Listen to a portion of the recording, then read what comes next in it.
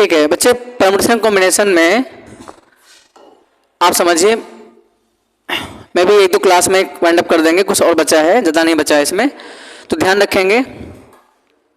जैसे नॉर्मली आपके पास जो बच्चों होता है डिजिट्स,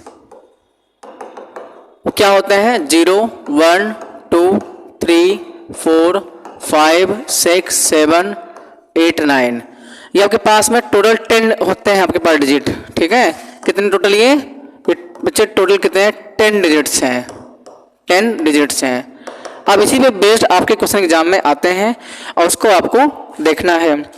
जैसे हम बात करते हैं एनसीईआरटी बुक की बात करते हैं जिस पे कॉन्सेप्ट क्लियर है, जैसे हम एक्सरसाइज 7.3 लेके चलते हैं, इसी कॉन्सेप्ट पे कुछ आपको हम क्वेश्चन बता देते हैं। जैसे क्वेश्चन नंबर 1 की बात कर लीजिए, question number 1 exercise 7.3 question number 1 देखिए, इसमें लिखा हुआ है how many 3 digit numbers can be formed by using the digits 1 to 9। आपको बच्चे क्या करना है, 1 से लेकर 9 तक डिजिट आपको यूज करना है। कितने? 3 डिजिट नंबर फॉर्म आपके हो सकते हैं आप। ठीक है, तो आप करेंगे क्या, मीन्स आपको जो फॉर्म करना है बच्चों, you have to form 3 digit number by using digits, वो भी क्या क्या? 1 2 3 4 5 6 7 8 9, इनको यूज करते हुए बच्चों 3 डिजिट नंबर आपको फॉर्म करना है। तो आप ध्यान दीजिए, जितने बच्चे आपको फॉर्म करने डिजिट नंबर, आप पहले उतने ही बॉक्स बना लेंगे। नंबर होना चाहिए 3 डिजिट का, तो आप 3 बच्चे बॉक्स बना लेंगे। अब खुद दिमाग लगाइए बच्चे, इस बॉक्स को फिल करना है हमको, तो इस बॉक्स में आउट ऑफ 9 डिजिट कोई भी एक आ सकता है भाई, इस पे 1 आ जाए, 2 3 4 6 7 8 9 कुछ भी आ सकता है। तो बच्चों इस बॉक्स को फिल करने के ठीक है, number of ways to fill this box, कितने होंगे? 9 वेज होंगे। तो 9 इसमें से आउट ऑफ 9 ऑप्शन कोई भी एक आ सकता है। लेकिन इसमें क्वेश्चन में एक बात और दिया गया है, लिखा नहीं चाहता हमने, if no digit is repeated, कोई डिजिट आपको रिपीट नहीं करना है, जो यहाँ पे आ जाएगा वो आगे नहीं आ सकता है। तो आउट ऑफ 9 में से कोई एक तो आएगा, तो कितने बचेंगे? 8 ऑप्शन बचेंगे, तो 8 इसके पास, फिर 8 में से कोई एक आएगा, 7 इसके पास बचेंगे, तो बच्चे बनेगा आपके पास में टोटल 3 डिजिट नंबर। अब याद करिए मैंने आपको क्या बताया था, केस ऑफ मल्टीप्लिकेशन। अगर किसी जॉब को, मान लो कोई जॉब ए है उसको m वे से कर सकते हैं, कोई जॉब बी है उसको n वे से कर सकते हैं, तो दोनों जॉब को m into n वेज से। सेम यहाँ भी वही सेम बात है, क्या करेंगे? 9 मल्टीप्लाई 8 मल्टीप्लाई 7, तो आएगा 72 मल्टीप्लाई 7, और 7 to the 14 का 4, 1 कैरी है, और 49 प्लस 1 50, तो बच्चे 504 नंबर्स आपके बन जाएंगे। ठीक है भाई, इसको आप कॉपी करिए, फिर आगे बढ़ते हैं। आई थिंक ये समझ में आ गया होगा, आप कॉपी बाद में भी कर सकते हैं, फिर मैं आगे बढ़ता हूं। ठीक है, ठीक है।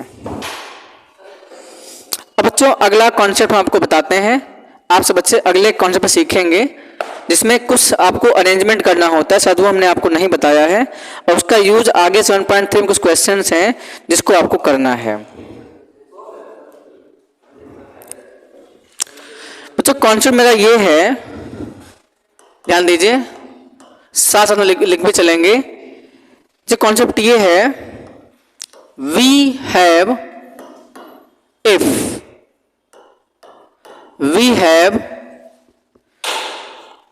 small m things of same type,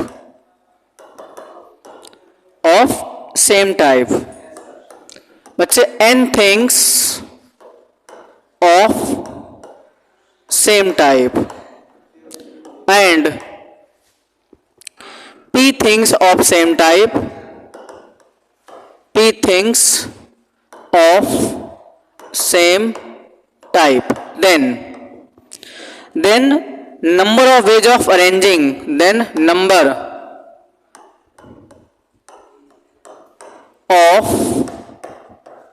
ways of arranging them, arranging all of them in a row, arranging all of them in a row। देखिए अभी इसमें एग्जाम्पल कराएंगे। जैसे मान लीजिए आपके पास बच्चे m थिंग्स हैं और n थिंग्स हैं सेम टाइप और p थिंग्स सेम टाइप, तो इन सभी को अगर एक रो में अरेंज करना है तो उसके नंबर ऑफ वेज जो होते हैं बच्चों टोटल हम ऐड कर लेंगे m plus n plus p, और इसका बच्चों क्या फैक्टोरियल अपॉन जो भी सेम टाइप के थिंग्स हैं उनका हम डिवीजन भी कर देते हैं, means factorial m multiply factorial n बच्चे मल्टीप्लाई क्या फैक्टोरियल p। ठीक है, इस पे हम क्वेश्चन आपको बता देते हैं। जैसे मैंने क्वेश्चन आपके सामने दे दिया है, मैंने कह दिया find total number of veg that can number of words sorry find total number of words words words words that can be formed that can be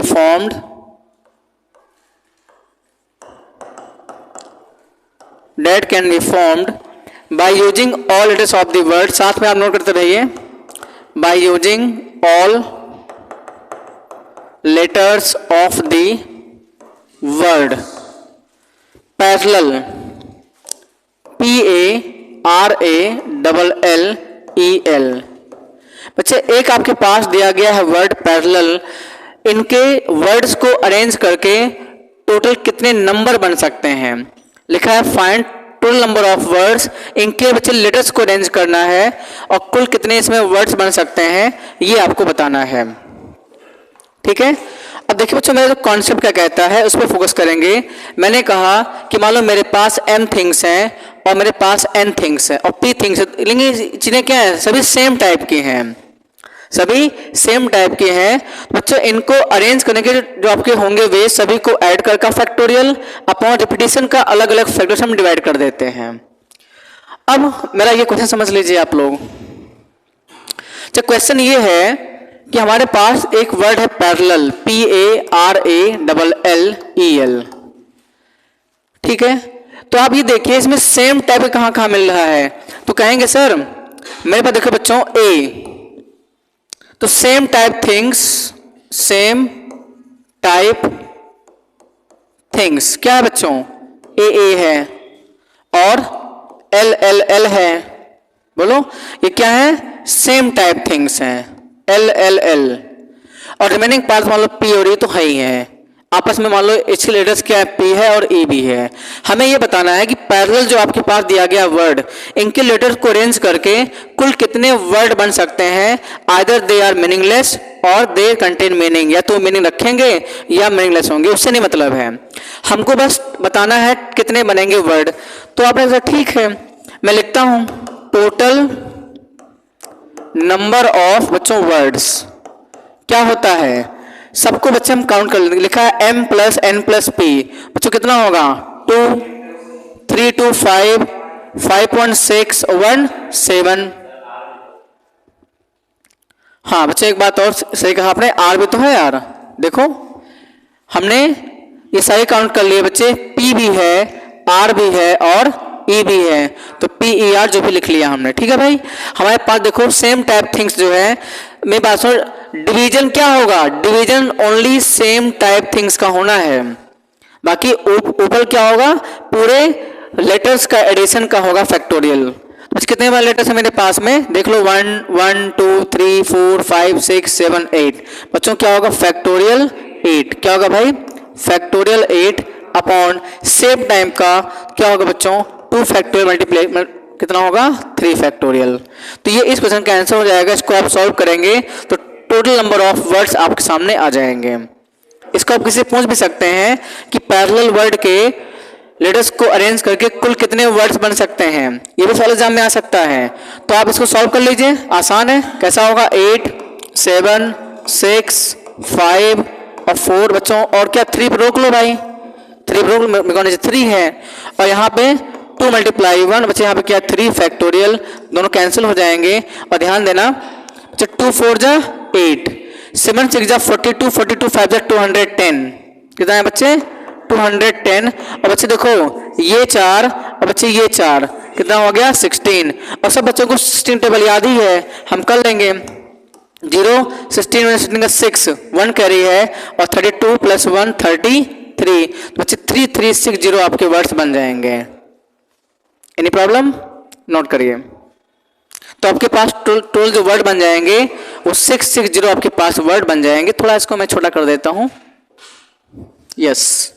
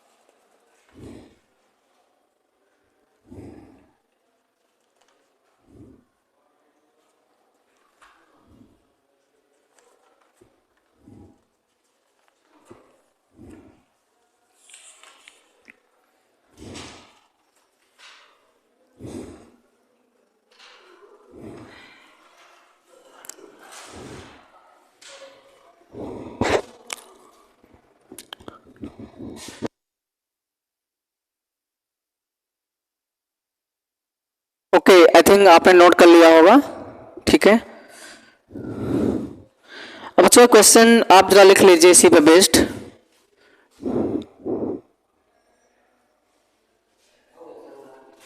जो क्वेश्चन लिखिएगा मैंने कह दिया, फाइंड, साथ में आप नोट कर लीजिए, find total number of numbers, find total number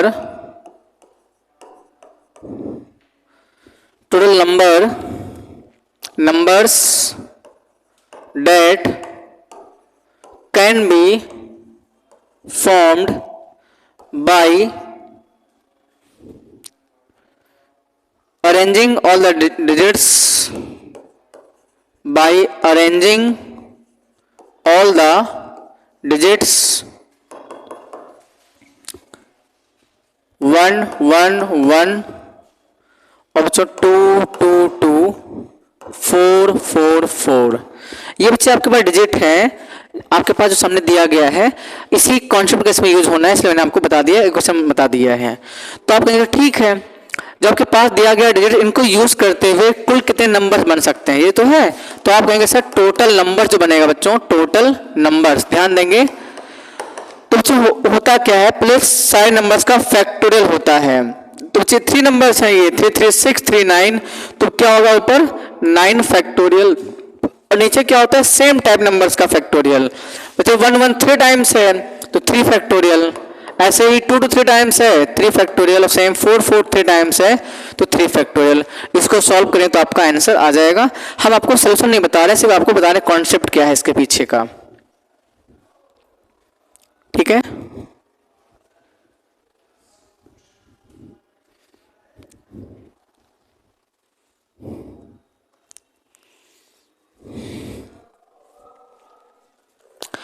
उसके बच्चे आप लोग आ जाइए जरा क्वेश्चन नंबर 8 में। आप बच्चों जो कॉन्सेप्ट पढ़ा रहे हैं आप अपने बुक्स जो भी आप लगाते हो एनसीईआरटी आर डी शर्मा जो भी आप बुक सॉल्व करते हो आप उसको सॉल्व करिए, जो नहीं आएगा हम आपको डिस्कस करेंगे। आइए क्वेश्चन नंबर 8 पे चलते हैं। ये एनसीईआरटी का है, मैं एक बार बता देता हूँ। एक्सरसाइज 7.3 का है क्वेश्चन नंबर 8। आप क्वेश्चन लिख नहीं रहे हैं, आपके पास बुक होगा वहां समझिए। क्वेश्चन में कहा जा रहा है हाउ मेनी वर्ड्स विद और विदाउट मीनिंग, साथ में पढ़ते रहिए। हाउ मेनी वर्ड्स विद और without meaning can be formed using all letters of the word equation using each letter exactly once. हर एक लेटर को बच्चे एक ही बार यूज करना है। तो बच्चे आपके पास एक वर्ड दिया गया है इक्वेशन, ये इक्वेशन। तो इनके लेटर्स को अरेंज करके कुल कितने वर्ड्स बन सकते हैं, आइदर दे आर मीनिंग और मीनिंगलेस। तो आप कहेंगे ठीक है, आपने बता दिया कॉन्सेप्ट, टोटल नंबर ऑफ बच्चे वर्ड्स फॉर्म करना है। तो क्या हो जाएगा 1 2 3 4 5 6 7 8 बच्चे फैक्टोरियल 8। अब देखो कोई रिपीटेशन है इसमें, ई एक ही बार है, क्यू एक ही बार है, यू एक ही बार है, ए भी एक ही बार है, टी एक ही बार है, देयर इज नो रिपीटेशन। तो किसी भी रिपीटेशन के फैक्टोरियल का डिवाइड आपको नहीं करना है। फैक्टोरियल आपका आंसर हो जाएगा। इसको सॉल्व करके बताइए आंसर क्या आएगा।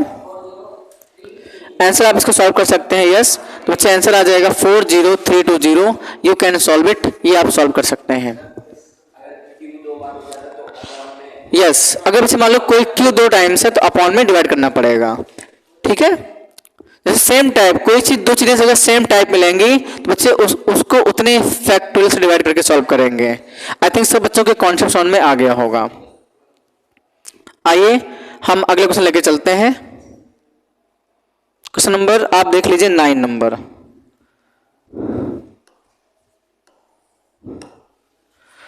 बच्चों कभी कभी ऐसा होता है कि आपसे कहे जाते हैं कि ये तीनों वर्ड एक साथ हैं, मतलब these words are together always.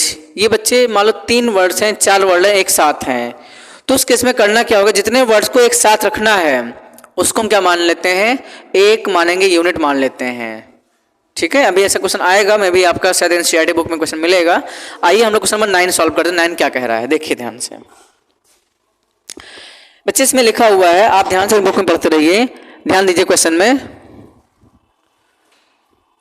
How many words with और विदाउट मीनिंग, अपने बुक में देखिए, हाउ मेनी वर्ड्स विद और without meaning can be made from the letters of the word Monday.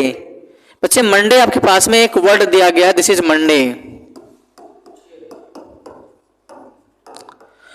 और कह रहे हैं बच्चों assuming that no letter is repeated if 4 letters are used at a time। कह रहे हैं कि बच्चे पहले आपको 4 लेटर ही यूज करना है, ठीक है। तो कितने वर्ड्स बन सकते हैं, कह रहे हैं कि हाउ मेनी वर्ड्स विद और without meaning that can be formed from the letters of the word Monday assuming that no letter is repeated. किसी लेटर को आपको रिपीट बिल्कुल नहीं करना है। और कह रहे हैं पहले पार्ट में कि आपको बच्चे एक साथ में 4 लेटर लेना है, मीन्स आपको 4 बॉक्स बनाना पड़ेगा। जैसे मैंने आपको इसके पहले मैंने पढ़ाया था आपको, जितने डिजिट का नंबर फॉर्म करना है उतने ही बॉक्स हम लोग बनाते थे। मैंने कहा ठीक है सर बना लेते हैं 4 बॉक्स। ये तो बच्चे इस बॉक्स को फिल करने के नंबर ऑफ वेज कितने होंगे, 6 वेज होंगे। कोई अब जो यहाँ आएगा वो आगे नहीं आ सकता है बच्चे। इन 6 जो आपके पास लेटर्स हैं इसमें से कोई भी एक आ सकता है, लेकिन कोई एक तो आएगा। अब कोई एक आएगा तो 5 बचेगा, तो 5 हो जाएगा, 4 हो जाएगा और 3। भाई 5 में से कोई एक आएगा, 4 बचेगा, ऐसे 3 बचेगा। इसको बच्चे फॉर्म कर लेंगे तो टोटल वर्ड्स, तो 6 मल्टीप्लाई 5 मल्टीप्लाई 4 मल्टीप्लाई 3, तो 6 फर्स्ट बच्चे आएगा 30 इंटू 12 और 12 3 जा 36, तो 360 बच्चे क्या आ जाएंगे आपके पास वर्ड बन जाएंगे, ठीक है भाई। अब अगले क्वेश्चन की तरफ आगे बढ़ते हैं। तो क्वेश्चन में कह रहे हैं all letters are used at a time, language same है। इस बार हमको सब लेटर लेना है सब। तो बच्चे कितने लेटर आपके पास 6 हैं, तो 6 बॉक्स बना लेंगे हम लोग। कितना बना लेंगे 6 बॉक्स। हम लोग क्या करेंगे 6 बॉक्स यहां पे बना लेते हैं, ठीक है भाई। तो बच्चों 1 2 3 4 5 6 बॉक्स बन गए। करें कि आपको सारे लेटर यूज करके बताने कितने वर्ड्स बन सकते हैं। आइदर दे आर मीनिंग और मीनिंगलेस, वो मीनिंग ले भी सकते हैं और अगर उनका कोई नहीं तभी चलेगा हमारा, ठीक है। देयर इज नो मीनिंग तभी चलेगा। तो बच्चे आपने कहा सर इसके फिल करने बच्चे 6 वेज हैं, इसके 5 4 3 2 1 और सबको बच्चे आप सॉल्व कर लेंगे। मेरी बात सुनो, अभी आपने बच्चे 6 5 4 3 यहां तक आपने किया था कैलकुलेशन, बोलो बच्चों आपने यहां तक कैलकुलेशन किया था। मैं सबको आपको मल्टीप्लाई करना कुल मिला के 6 5 4 3 2 1। बच्चे अभी आपने इतना अप्लाई किया था, इतने 60 आया था और 2 इन 2 और डबल करेंगे इतना आएगा 720। तो बच्चे कुल आपके पास में 720 वर्ड्स आपके बन जाएंगे। क्लियर है भाई? आगे देखिए, साथ में आप नोट कर लीजिए, कोई दिक्कत नहीं है। जो थर्ड नंबर देखिएगा, आपसे थर्ड नंबर कह भी रहे हैं, मैं एक बार लिख के बता देता हूं। All letters are used but first letter is a vowel, first letter is a vowel. ये थोड़ा सा हल्का सा क्वेश्चन अच्छा है, थोड़ा बढ़ा दिया गया, लेकिन समझने की कोशिश करिए आप लोग। बच्चे कह रहे हैं कि आप सारे लेटर यूज करिए, लेकिन बच्चे जो फर्स्ट लेटर है वो वोवेल का ही होना चाहिए। तो बच्चे दो केस बनेगा, यहाँ समझने की कोशिश करिए। आपने कहा सर एक काम करते हैं, क्यों ऐसा दो केस क्यों बनेगा? बच्चे मंडे वर्ड में अगर हम बात करते हैं वोवेल की, तो बच्चे वोवेल क्या है? ओ है और ए है।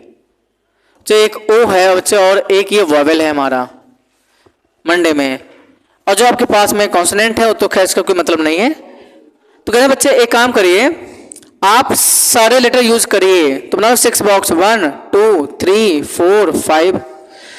लेकिन बच्चों कह रहे हैं कि मान लो फर्स्ट प्लेस को हमने क्या कर दिया है, ओ को फिक्स कर दिया है। बच्चे ये ओ क्या है? फिक्स है, मीन्स ओ फर्स्ट प्लेस पर ही आएगा। बाकी बच्चे इन समय कोई भी आ सकता है, लेकिन अभी भी लैंग्वेज सेम है, कहने रिपीट नहीं करना है। अगर ओ फर्स्ट प्लेस पे आ जाएगा बच्चे तो ओ आगे नहीं आ सकता है। तो बताओ ओ को अगर ओ आना ही फर्स्ट प्लेस पर तो एक ही वेज होगा ना, ओ आ गया, हो गया एक मेथड। तो ओ के आने के बच्चे नंबर ऑफ वेज कितने होंगे? 1 होंगे। कितने होंगे बच्चों? 1। ये 1 है भाई। बाकी बच्चे कितने हैं? ओ खड़ गया तो 1 2 3 4 5। बच्चे यहाँ पे 5 आ जाएगा, 4 आ जाएगा, 3 आ जाएगा, 2 आ जाएगा, 1।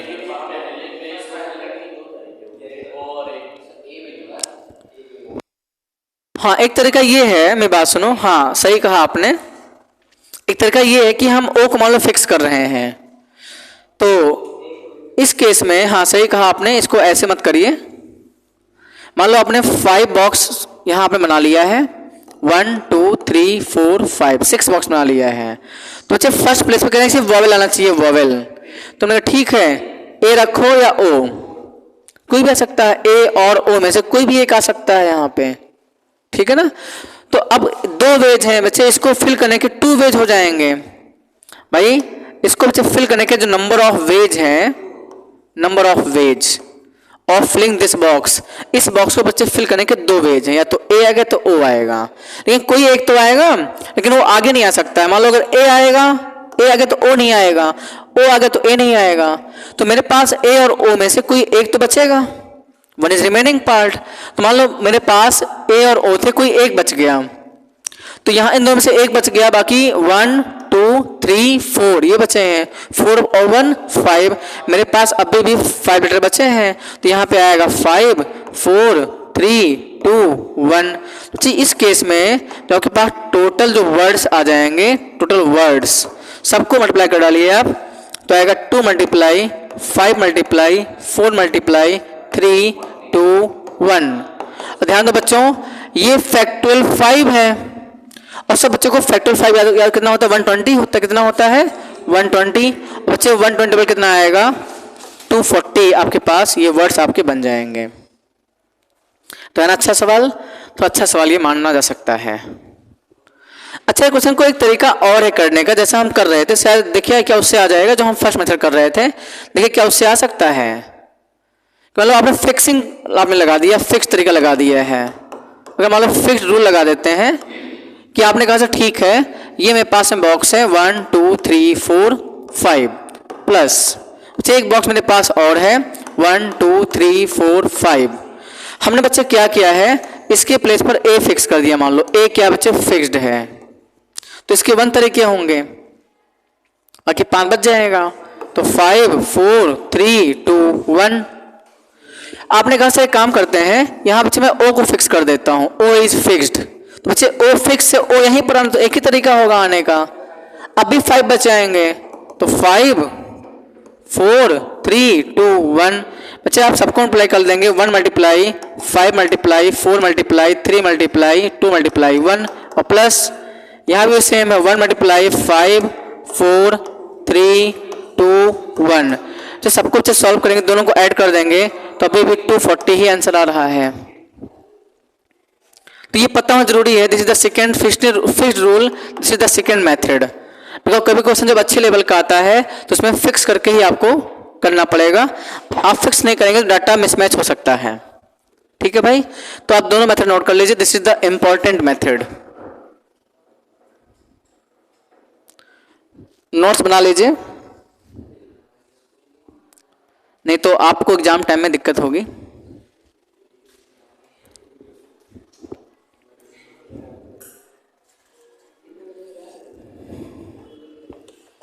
चलिए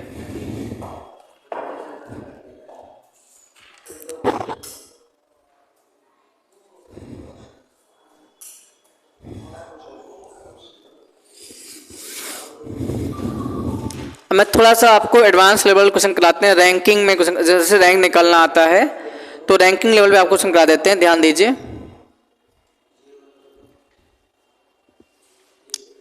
तो ये तो आपने एनसीईआरटी लेवल क्वेश्चन लगा लिया है। अब बच्चे हम बात करते हैं रैंकिंग लेवल, क्योंकि हर एक टाइप का क्वेश्चन करना जरूरी है। ठीक है, अब एक बात सुनो, जैसे आपने पता होगा डिक्शनरी में कोई भी वर्ड किस रैंक पे आता है, पहले क्या करते हैं उसके लेटर को अल्फाबेटिकली अरेंज कर लेते हैं। ठीक है, तो एक क्वेश्चन को थोड़ा डिस्कस करेंगे तभी आपको समझ में आएगा। Right a question please, question लिखिए।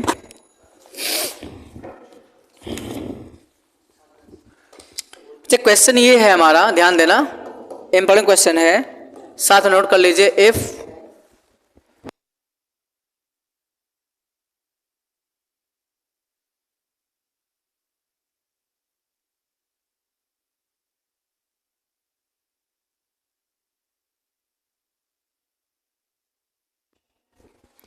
देखिए क्वेश्चन हमारा ये है, इफ ऑल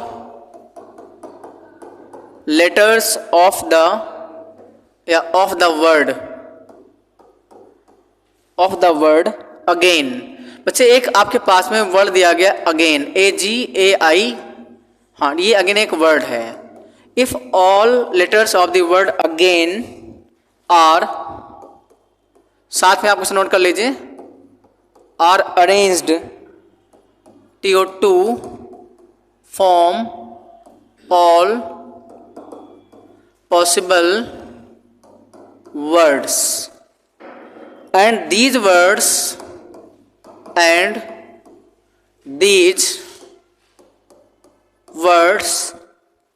are arranged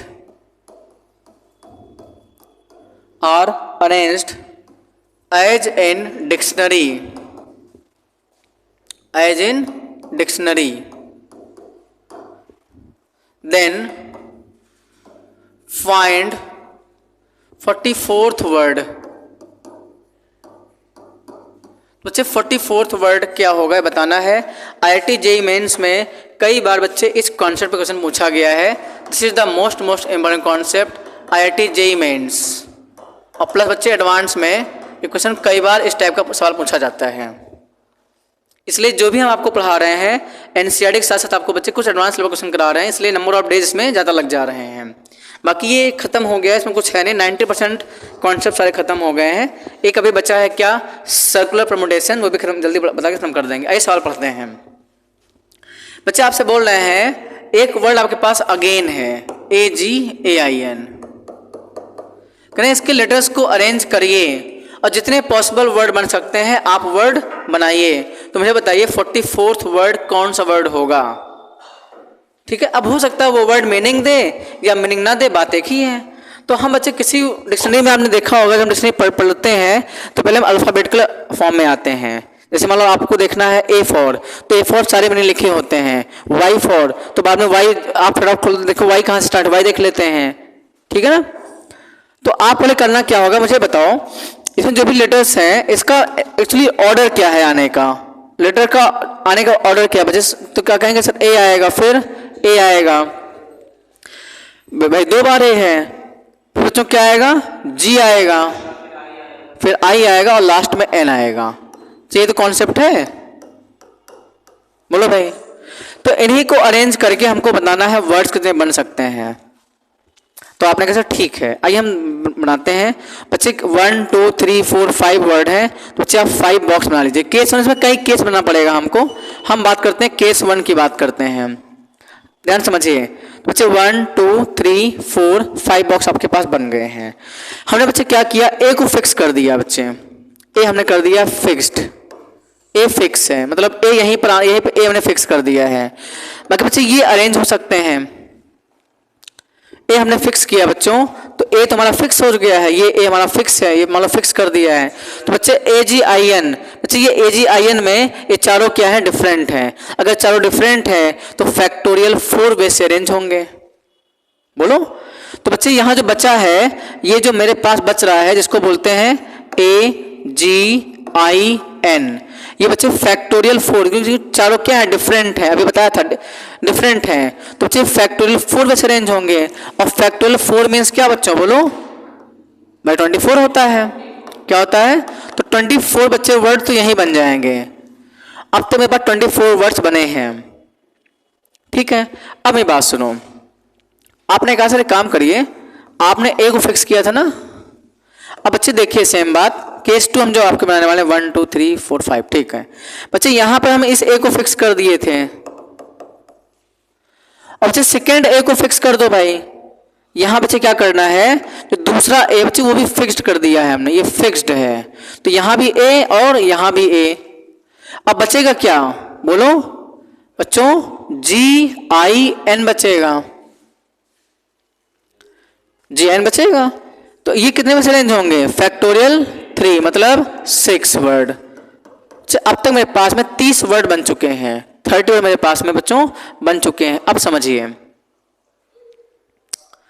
अब इस बार हम क्या करेंगे, जी को फिक्स करेंगे, लेकिन ध्यान देना जी से शुरू होने कितने वर्ड बनेंगे, जी से। तो आपने कहा काम करिए सर, मेरी बात सुनिए, 1 2 3 4, आपने कहा बच्चे मैं जी को फिक्स कर रहा हूं, जी मेरा फिक्स है, जी आ गया, लेकिन बताओ जी के बाद क्या आएगा, आई नहीं बेटा, ए आएगा, जी से ए शुरू होगा। अगर तुमने बात सुनो, ध्यान देना, अगर तुम मान लो ए फिक्स कर दिया, आपने कहा सर एक काम करिए सर, अगर मैं ए जी को हाइड कर लूं और चारों को अरेंज कर लूं, चारों को, मतलब जी हमने फिक्स कर दिया है, और जो 4 बच्चे हैं 1 2 3 4, हमें 44th वर्ड पर रुक जाना है, 44 वर्ड पे हमको रुकना है।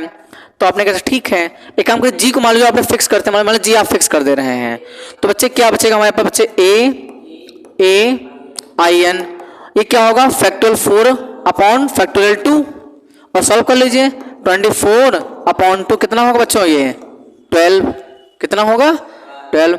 भाई जी को अगर आपने फिक्स किया है तो इतने हमारे पास 12 वर्ड और आ जाएंगे। तो क्या अभी मेरे काम का है 12 वर्ड, काम का है, क्योंकि बच्चे 24 6 30 और 12 42 वर्ड पे हम पहुंच गए। इसका मतलब मेरा जी और ए, बच्चे जी को फिक्स करना मेरा जायज है, जी को हम फिक्स करेंगे, तो क्या बचेगा हमारे पास में ए आई एन। बच्चे यहां से जो मेरे पास में वर्ड बन रहे हैं आप ध्यान दीजिए, ए आई एन से बच्चे जो मेरा बनेगा ये फिक्स नहीं है, ये आपस में इंटरचेंज हो सकते हैं, वो क्या होगा, फैक्टोरियल 4 अपॉन बच्चे क्या, फैक्टोरियल 2। अभी हमने सॉल्व किया था कि 24 अपॉन 2 कितना आया था, 12 वर्ड्स आया था। अब तक बच्चे हमारे पास में 24 से 30 प्लस 12 42 वर्ड बन चुका है। अब हम 43 वर्ड देखेंगे, अब मेरे पास क्या आएगा, 43 वर्ड आएगा।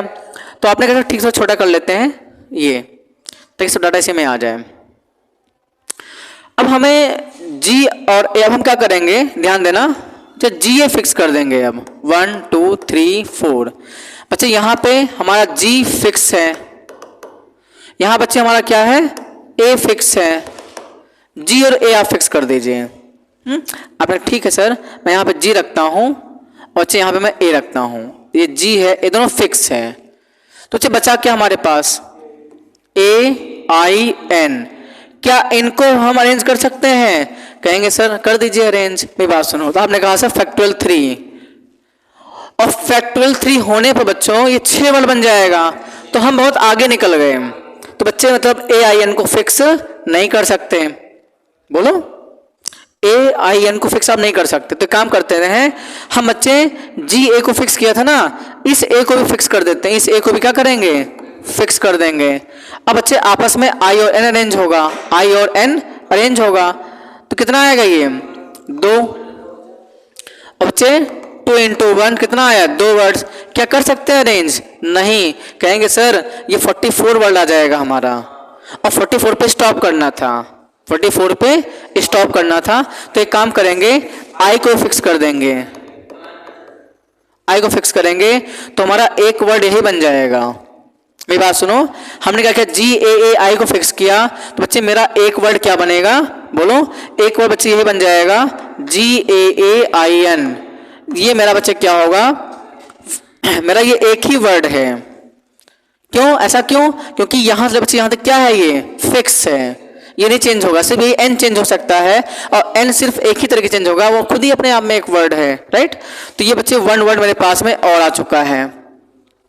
आपने कैसे ठीक है, काम करिए आप जी ए आई एन को फिक्स किया था ना बच्चे, अगला वर्ड जो बन जाएगा हमारा जी ए, बच्चे ये आई एन था ना, तो एन आई भी तो बन सकता है, बोलो भाई ये क्या था जी ए था, तो अगला वर्ड क्या आएगा, ये मेरा अगला वर्ड आ जाएगा, एक वर्ड और आ जाएगा, और यही मेरा 44 वर्ड आपका बन जाएगा। This is the final answer जो बनेगा, ये मेरा 44 वर्ड बनेगा। मतलब तो कुछ गलत हुआ है, कुछ कंफ्यूजन सी इसमें जनरेट है। जी एच आई, तो जी को हमने फिक्स किया है, तो जी के बाद ए फिक्स कर दिया।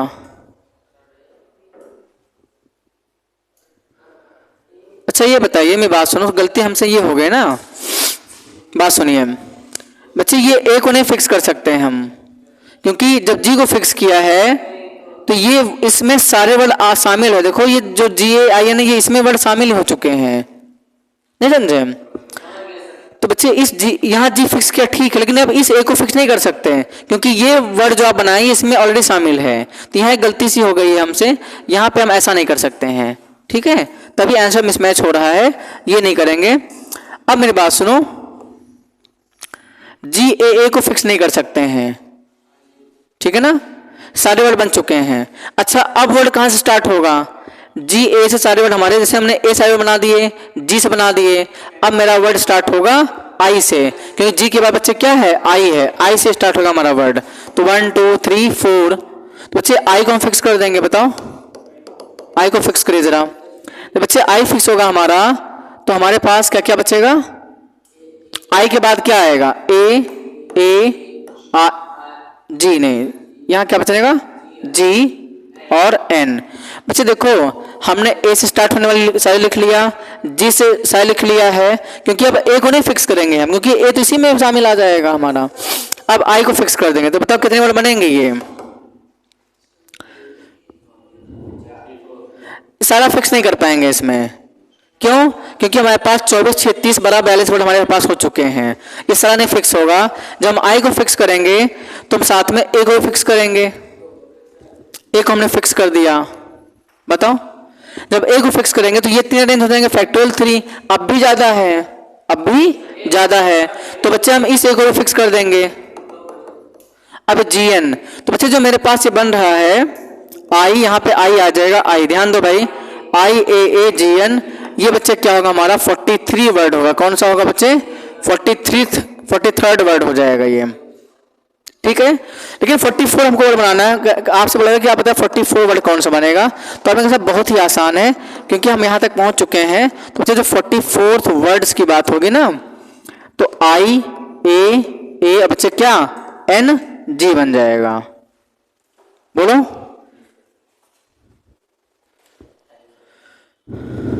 IAANG, ये आपका 44 वर्ड आपका बन जाएगा। इसको नोट कर लीजिए, बाकी क्लास नेक्स्ट टाइम में कंटिन्यू होगी। थोड़ा सा इसमें लगता है कुछ मिस्टेक हुआ है, फिर भी एक बार आप इसको रिवाइज कर लीजिएगा क्योंकि IAANG नहीं बन रहा है, हमारा जो आंसर आ रहा है वो IGANA आ रहा है। एक बार इसको मिस्टेक कर लीजिएगा, हम इसको डिस्कस कर देंगे बाद में।